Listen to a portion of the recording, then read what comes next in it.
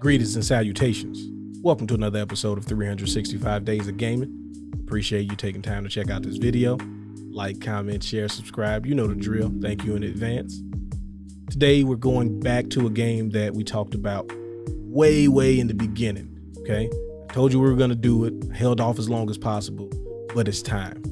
It's time for Mass Effect 2.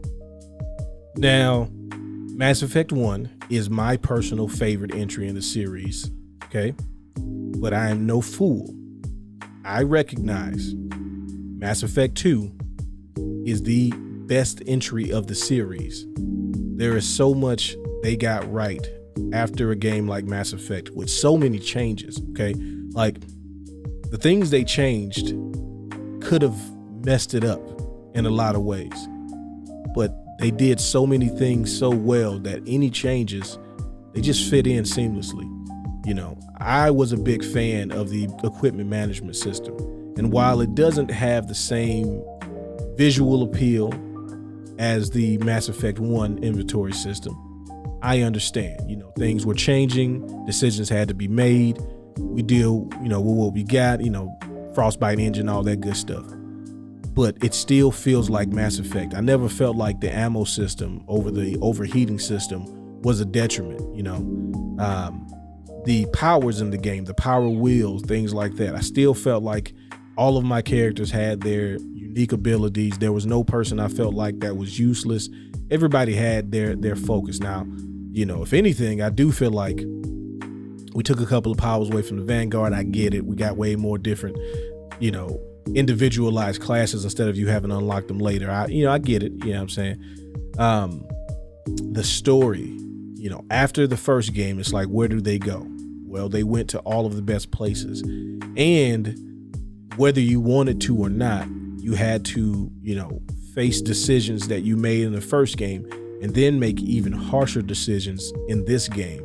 You know, there was a lot of things where they could have taken the easy way out and did a whole, you know, everything is good, and as long as you make the right choices, everything will be fine. But if you play Mass Effect, that's not what we're looking for. We're looking for the tough choices. I mean, you start the game off working for Cerberus. It's like, you know, if you played Mass Effect and played it as much as I did, you know that this is not an organization that you would be very keen on operating with, at least if you took my approach.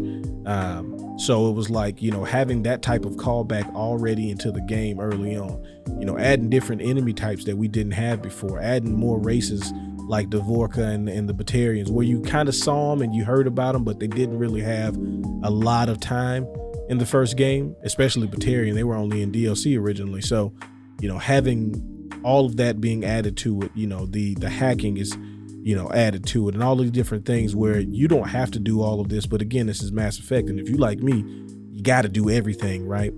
You know, going into the Citadel, and you know, I'm Commander Shepard, and this is my favorite store on the Citadel. You know, all of the good things that we appreciate about the series was well represented, and then there was just so much more. Having the heavy weapons, you know, mining planets. You know how much I heard probe launching probe, and was having like the time of my life. Just, you know, the only thing that we missed was the Mako, and we get that back in 3, so no harm, no foul. But just enjoying, you know, this even more expansive world that they created. You visit more planets, you deal with more teammates, you deal with so much more on a higher scale. And the scales were already, you know, the universe at stake basically, or at least the galaxy, right? And now you're starting to see, you know, what's worse than one Reaper, you know, a whole fleet of Reapers coming. And as much as you do so much good to try to stop it, you basically realize that you got to face this thing head on. There's no way to Paragon your way or Renegade your way out of this. You just got to fight. And, you know, this presents you with a lot of challenges as a leader. Like, you have to make some tough choices about who does what, when, where, and how.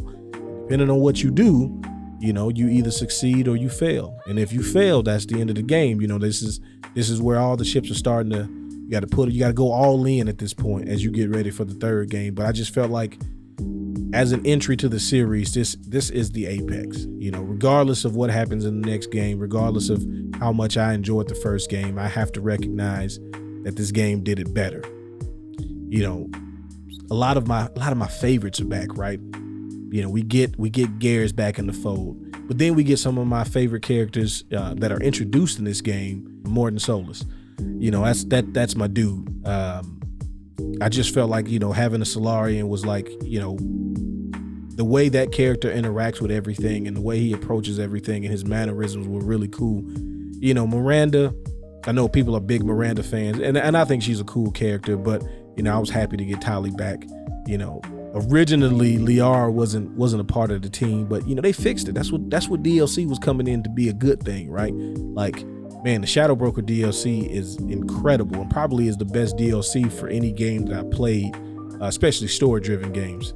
I can go on, and I'm trying not to make this video too long, but you got to understand that Mass Effect is one of my favorite series, and this being the best entry into that series, I was going to be a little long-winded, so I apologize for that. But I'd love to hear your thoughts on this game, this series as a whole.